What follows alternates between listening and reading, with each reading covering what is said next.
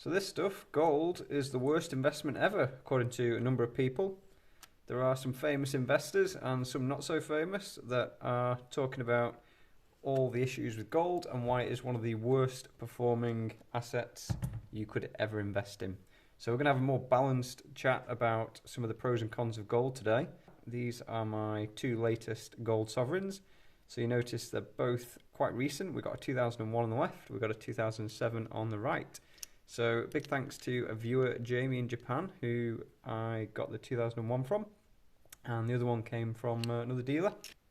So to me, gold is part of my long-term savings. I don't have obviously all my money in fiat cash in the bank.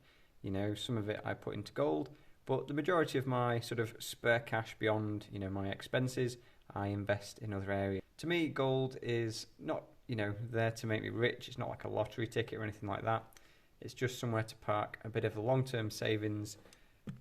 I hope it will keep up with inflation, and so far it's doing a pretty good job. It is, you know, money out of the banking system, which to some is quite an important aspect. You know, they're perhaps not trusting the banks, especially with all the recent news. But before we go on talking too much good stuff about gold, we're going to talk about some of the downsides. So gold doesn't generate a yield. So by that I mean it doesn't make anything. This 1 ounce of gold is just going to be 1 ounce of gold tomorrow, in 100 years, probably in 1,000 years. Who knows beyond that? But you know, this 1 ounce of gold is just 1 ounce of gold. If I get my 1 ounce lion and my 1 ounce Krugerrand, they're not going to breed. They're not going to generate any little baby bits of gold. Not even a little baby lion, little quarter ounce. Nothing. They're just going to be these two 1 ounces of gold, however many years away. At the same time though, you know, rats can't eat them, so that's one thing. So the next issue with gold, you're not going to get anything until you sell it. So to realise any value, I need to take this to a bullion dealer or jeweler or scrap metal or wherever, and I need to sell this coin to get the fiat money to then use on whatever it is I'm going to use it on. So I don't get any benefit until the day I sell. So I'm really waiting for the price just to go up. I'm hoping, got my fingers crossed, and one day I hope to sell this for more than what I paid, you know, at a rate that's higher than the inflation rate over time, and hopefully better than, you know, the interest rates in the banks and things as well. So that is another issue really for gold. You know, it's not going to give you anything. You could buy all this stuff and then, you know, it's not covering your expenses, it's just sat there. So another issue with gold, you are essentially overpaying to acquire it in the first place. So unless you're buying gold at the scrap price or the spot price, you are paying a premium. So that means you're paying more than what something is worth, and that's what you've got to do to acquire the physical metal. Silver, obviously, premiums are generally higher as well. And if you're buying proof or premium coins, you're going to pay an even more high premium. So for example, the premium on this Red Dragon of Wales now, you would be roughly doubling your money if you bought these at release, and that's in a period of about 6 years. So the gold price has gone up. The gold price has gone up just over 50%. I've not got the exact figures on me, but I know in 2018 my first 1 ounce of gold was just over £900, and today it's sitting at £1,600, sorry. So that's £700 in just pure gain of the gold price. But for this coin particularly, the premium is appreciated. So if you're buying something like stocks or shares in a business, then the business can obviously increase its profits. It can have, you know, perhaps the industry gets a boost for various reasons, some sort of political reason, whatever that might be, and your share will gain a premium. So the price of those shares, they're going up and down as well, much like gold does. So property prices, they tend to be a bit slower moving in my experience, but they are also, you know, up and down. And generally, most assets are trending up over time, it seems, apart from really silver, if you look at, you know, where that is. But I'm not here to bash on silver. You know, it's an option, and some people like it. So, you know, long term, we'll see. The price that really matters is the day when you buy it and the day when you sell it. So it doesn't really matter what happens in between. Obviously, it's nice to be up, but if the price goes down, then it just makes it cheaper to acquire more, get a bigger position.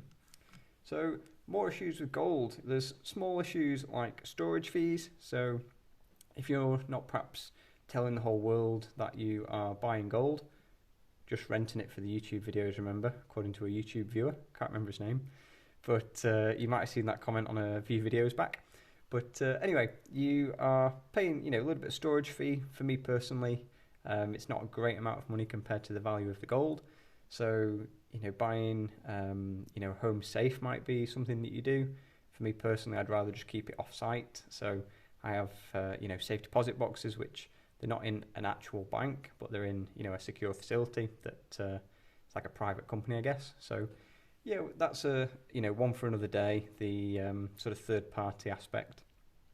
But there are, fees to consider. If it's silver, it's a lot more bulky, so the same value in fiat terms at the moment of silver would be quite a lot of space and would start, really start to add up if you are adding those storage costs up. You're paying for things like postage, things like that. You've got obviously a lot of different issues with gold. You could lose it, maybe if you're a bit careless, or maybe you just hide it somewhere really good and just forget where it was. You forget your treasure map, something like that. If you were storing it at home and you had a fire or a break-in, I suppose that could happen in a vault as well. You could be at risk of a loss. Obviously, you might be able to do some insurance for that, but it's another little complication against gold, if you like. So there are obviously issues with every kind of asset. If you've got a house, someone could burn it down, it could get a flood, or just, wear and tear, things like that. There are issues with each asset, and each has their obviously unique benefits.